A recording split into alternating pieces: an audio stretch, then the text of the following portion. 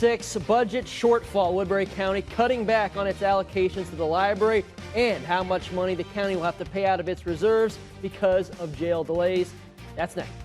Plus, completion update. We hear from the Law Enforcement Center Authority Board about the progress on the county's new jail and the shortfall caused by the delay in its completion.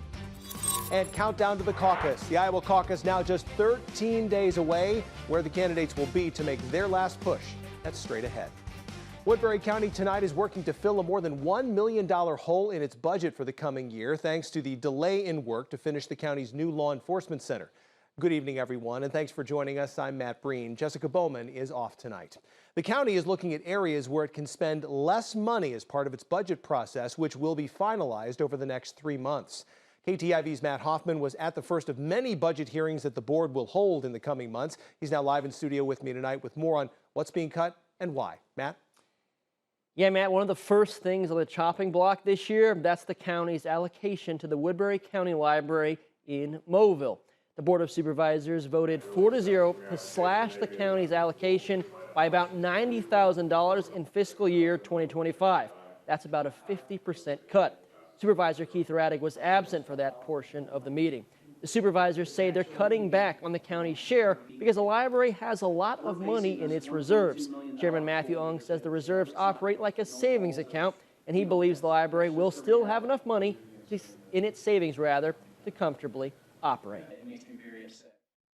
They can come to the Board of Supervisors and go through the capital improvement process rather than have a piggy bank, if you will, that's funded by property tax dollars. We try to stay away from that.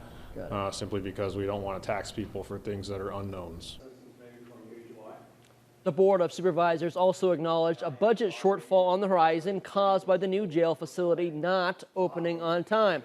Officials said delay has cost taxpayers about $1.2 million. The picture is going to be much different next year when we'll have a jail going full steam and having those federal revenues that way, as has been promised to the sheriff. Ung says the $1.2 million will be paid out of the county's reserves. The supervisors also struck some funds from the Commission of Veterans Affairs used to pay the rent of veterans in financial need. But Supervisor Jeremy Taylor said no veteran would ever be turned away. And the budget process won't be finalized until March or April, but Ung says the changes supervisors make as they go, they're likely to stay in place. Matt Hoffman in studio for us tonight. Matt, thank you. The delay in completing that new jail and the accompanying financial issues, that was also a topic of discussion for the Law Enforcement Center Authority Board this afternoon. The authority says in spite of recent big strides to complete the project, they've also had setbacks. One member of the authority told KTIV they're still considering legal actions to recoup part of the $1.2 million lost as a result of the delays.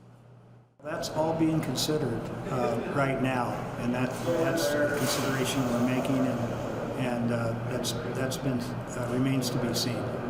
In spite of setbacks, Dan Moore is optimistic that the LEC will open on April 9th of this year. It was originally set to open back in September of 2023. That opening date delayed 7 months by work that wasn't included in the building's original plans. The Board of Supervisors today also re-electing Matthew Ung as its chairman, but ended Mark Nelson's time as its vice chair. In Nelson's place, the board unanimously approved Daniel Bittinger as its vice chair. Ung said while it's unusual for a chairman to serve 2 years in a row, he says the board has faced unprecedented challenges in the last year. Supervisors also agreed that the chair and vice chair should be filled by members that are not up for re-election in 2024. You know, it's unprecedented for the board to be in this position individually as far as where we're at. And so that's why I think they decided to ask me to do it for a second year. 3 other supervisors, Jeremy Taylor, Keith Raddick, and Mark Nelson, are up for re-election in 2024.